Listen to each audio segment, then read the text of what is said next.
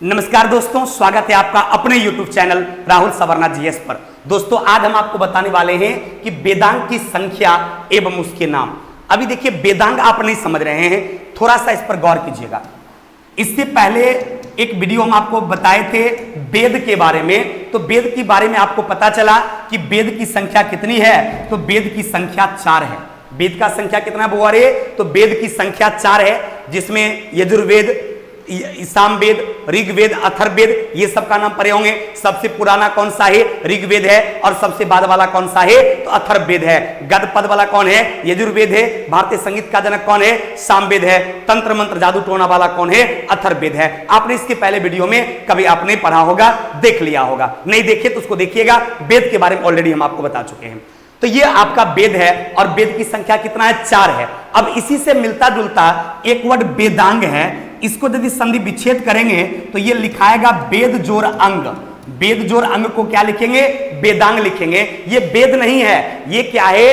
वेद का एक मतलब कह सकते हैं उपपाठ सा है, जिससे कि वेदों को समझना आसान है। इन्हीं वेद को आसानी से समझने के लिए जो अलग अलग तरह के धर्मशास्त्र लिखा गया है, जो अलग अलग तरह के व्याकरण टाइप से, ज्योतिष शास्त्र टाइप से लिखा गया है, उसी को वेदांग कहा जाता है।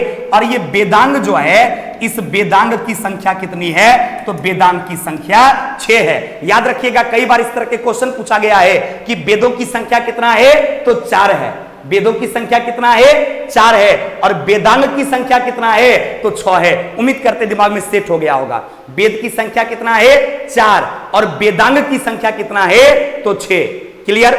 और वेदांग क्या है? तो वेद को भली भांति समझने के लिए जो नई तरह की पुस्तिका लिखी गई, उसी को वेदांग कहा जाता है। और वेदांग की संख्या है कितना? तो 6 है। अब कौन कौन सा वेदांग है उस पर हम चर्चा करते हैं। तो याद रखिएगा कि वेदांग की संख्या कितनी है? तो वेदांग की संख्या 6 है। अब इसमें क्या क्या आएगा तो गौर कीजिएगा। ब्याज नीरू शिक्षक से नहीं लिए, ब्याज नीरू शिक्षक से नहीं लिए, यानी कोई नीरू नाम का लड़का जो है किसी टीचर को ब्याज पर ही पैसा दिया था, लेकिन वो बहुत अच्छा लड़का नीरू था और वो शिक्षक को पैसा तो दिया, लेकिन उसके बदले वो ब्याज नहीं लिया, वो ब्याज माफ कर दिया। वही बात लिखा, ब्याज नीरू शिक्षक से नहीं लिए। अब इसी से क्या होगा कि आपको वेदांग की संख्या जो 6 है, वो 6 का नाम इसमें आ जाएगा। क्या आ जाएगा? जैसे ही ब्याज बोला जाएगा तो इससे 2 वेदांग हो जाएगा। एक आपका व्याकरण, एक आपका कौन सा हो जाएगा? व्याकरण हो जाएगा। और दूसरा जो है इससे आपका ज्योतिष हो जाएगा। तो व्याकरण और ज्योतिष ये किसके अंतर्गत आता है? तो व्याकरण और ज्योतिष जो है ये एक प्रकार का वेदांग है। निरु से हो जाएगा निरुक्त, यानी निरुक्त जो है, ये निरुक्त जो है यह भी क्या है भाई? तो निरुक्त जो है यह भी एक वेदांग है। तो तीसरा क्या हो गया भैया? निरुक्त हो गया। सी से हो गया शिक्षा, और शिक्षक क्या करते हैं? शिक्षा देने का काम करते हैं। तो आपका शिक्षा भी क्या हो गया? एक वेदांग है। 6 से हो गया छंद, यानी छंद जो है ये भी क्या है? एक वेदांग है। और क से हो गया कल्प, और ये कल्प जो है ये कल्प भी क्या है? यह एक वेदांग है। तो वेद की संख्या कै गो? 4 गो। लेकिन वेदांग के बारे में पूछा जाएगा तो वेदांग की संख्या कै गो? 6 गो। वेदांग की संख्या कै गो? 6 गो। कौन कौन? व्याकरण, ज्योतिष, निरुक्त, शिक्षा, छंद और कल्प। ध्यान देंगे, व्याकरण, ज्योतिष, निरुक्त, शिक्षा, छंद और कल्प। कितना हो गया टोटल? 6 गो। तो वेदांग की संख्या कै गो? 6 गो। कौन कौन? व्याकरण, ज्योतिष, निरुक्त, शिक्षा, छंद, कल्प। टोटल कै गो? 6 गो। दिमाग में सेट हो गया। कैसे? ब्याज नीरू शिक्षक से नहीं लिए, यानी व्याकरण, ज्योतिष, निरुक्त, शिक्षा, छंद, कल्प, ब्याज नीरू शिक्षक से नहीं लिए। एकदम सेट कीजिए, सेटिंग कीजिए साउंड से अपने दिमाग में कि वेद की संख्या कै गो? वेद की संख्या 4 गो। ऋग्वेद, यजुर्वेद, सामवेद, अथर्ववेद। वेदांग की संख्या कै गो? 6 गो। कौन कौन? व्याकरण, ज्योतिष, निरुक्त, शिक्षा, छंद, कल्प। व्याकरण, ज्योतिष, निरुक्त, शिक्षा, छंद, कल्प, ये सब क्या है? वेदांग है। अर्थात वेदांग की संख्या कै गो? 6 गो।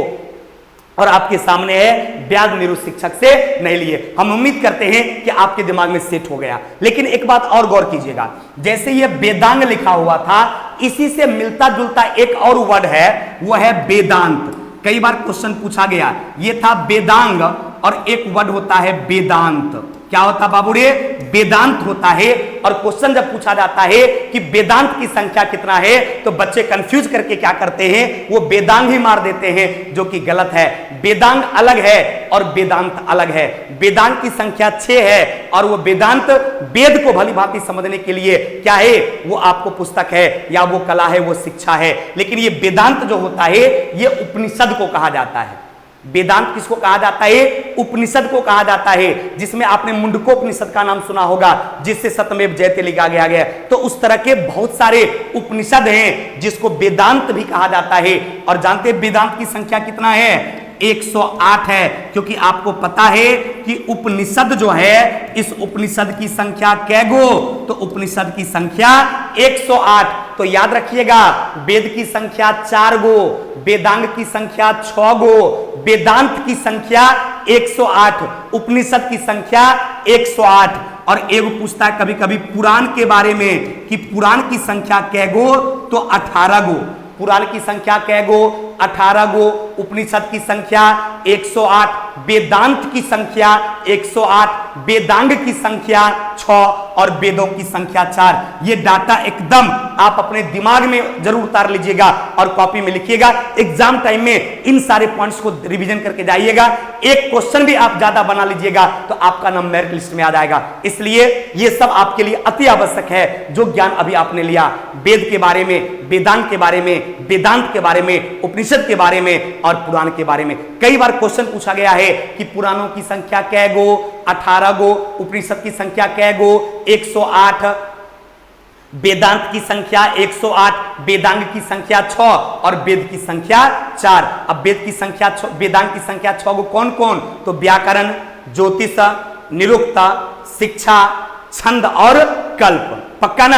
यदि आपको याद हो गया तो लाइक और कमेंट करके बाबू शेयर जरूर कर दीजिएगा। Thank you very much. फिर मिलते हैं अगले टॉपिक में अगले दिन। थैंक यू वेरी मच, बहुत बहुत धन्यवाद।